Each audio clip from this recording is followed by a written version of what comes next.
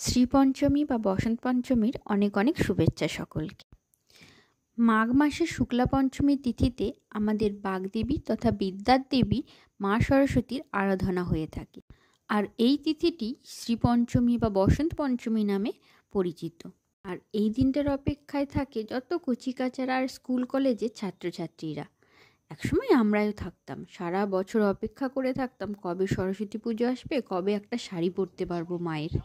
আর তার সাথে বন্ধুদের সাথে জমিয়ে আড্ডা, একটা স্কুল থেকে আর একটা স্কুলে যাওয়া, স্কুলের ভোগ খাওয়া, তার মজাটাই আলাদা। আর এইসব স্মৃতি মনে করি আজকে আমি একটু বাড়িতেই একটা নিরামিষ থালির আয়োজন করেছি।